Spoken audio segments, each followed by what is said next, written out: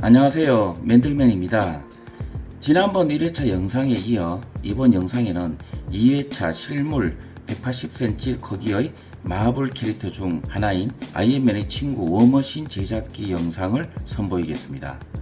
늘 제작기를 시리즈물 영상으로 만들어서 유튜브에 올린다는 게 여간 쉬운 일은 아닙니다. 하지만 여러분들이 구독과 좋아요를 눌러주신다면 앞으로 다양한 아이디어로 영상 제작을 준비하는 제 입장에서 큰 힘이 되고 제작 영상에 지속력이 생길 수 있을 것 같습니다. 아직 구독과 좋아요를 누르시지 않으셨다면 지금 눌러주시길 부탁드립니다. 여러분들이 그렇게 해주신다면 여러분들의 성원과 고마움에 더 좋은 아이디어로 좋은 컨텐츠 영상을 만들 수 있는 힘이 됩니다. 감사드립니다.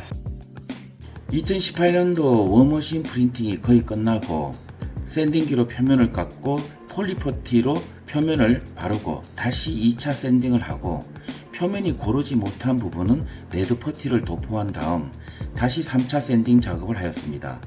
낮에는 수업하는 선생 역할이라 저녁 이후에 작업을 하는데 2달에서 3달 가량 후 가공 작업을 하면서 밤도 많이 새고 체력이 너무 딸려서 결국 병원에 잠깐 입원을 하게 되었습니다. 작업을 하는 내내 마음은 비우고 행복했지만 몸은 나이가 들어가고 노가다 작업을 하는 게 쉬운 일은 아닌 것 같았습니다.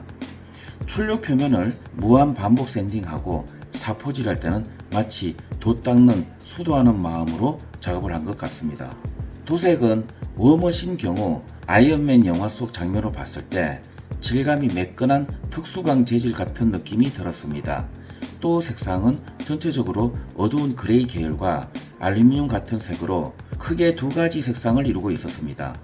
그래서 1차적으로 비슷한 자동차 카페인트를 구입해서 뿌리게 되었는데 인터넷 화면으로 보이는 색상표 번호를 보고 구입해서 도포를 해보고 처음 생각한 색상과 다르게 뭔가 어둡거나 약간 다르다는 느낌이 많이 들어서 대구 시내 모든 이마트의 자동차 코너를 실제로 돌면서 카페인트를 구입했습니다. 필요한 색상 카페인트는 당시 마트마다 진열된 것을 싹쓸이 했습니다.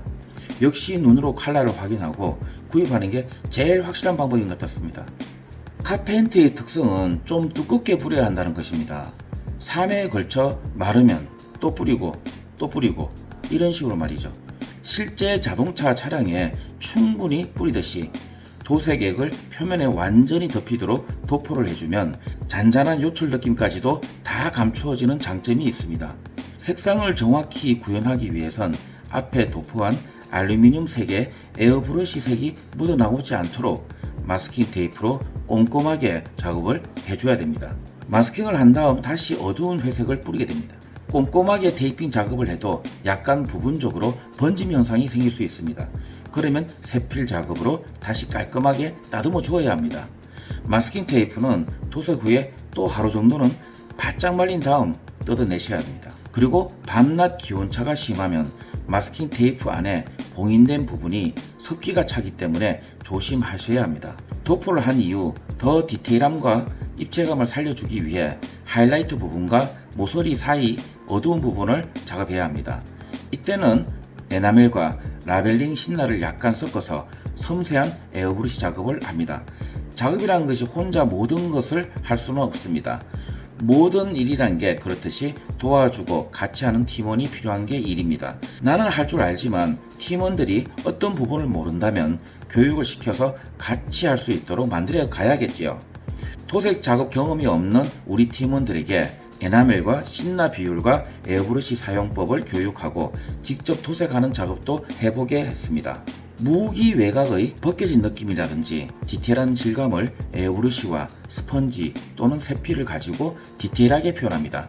그 과정을 보여주고 알려주니 아주 잘 따라오고 재밌어 하더군요. 재밌으면 누구든지 잘 할 수 있습니다. 그 다음 작업은 발과 다리, 팔 부분 등 각 파츠마다 조립을 합니다.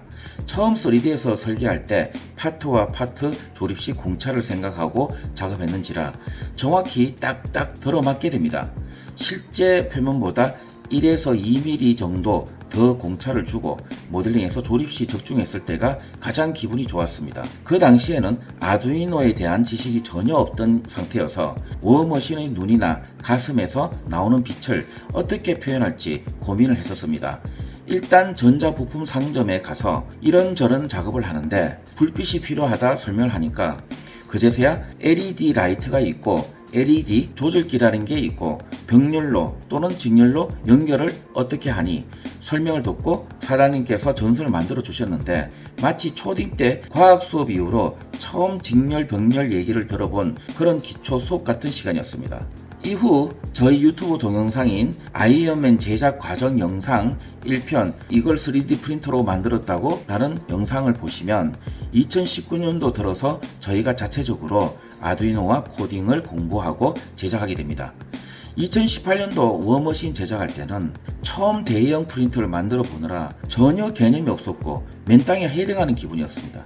워머신 몸통과 눈, 손바닥에 LED 램프를 넣으니까 그제서야 마치 살아있는 듯 생명력이 느껴지더군요. 그 다음 밑받침대 역시 앞에서 말한 똑같은 3D 프린팅 출력 과정을 거치고 후 가공한 이후 그 위에 워머신 파츠들을 조립해서 하나하나씩 세우게 됩니다. 조립은 각 파트마다 본드와 실리콘 등 접착제라는 접착제는 총동원했었습니다. 막상 파트마다 조립을 해보니 팔 하나, 다리 하나 무게가 장난이 아니었습니다. 그만큼 재료가 많이 들어가고 튼튼하게 만들기 위해 노력을 했었습니다. 아마 총 무게를 예상한다면 20kg 정도 된다고 보시면 됩니다. 그래서 팔이나 다리가 떨어지지 않도록 모델링부터 조립식으로 설계했지만 그래도 거의 모든 연결 부위를 접착제로 붙여서 돌처럼 딱딱하게 만들어 버렸습니다.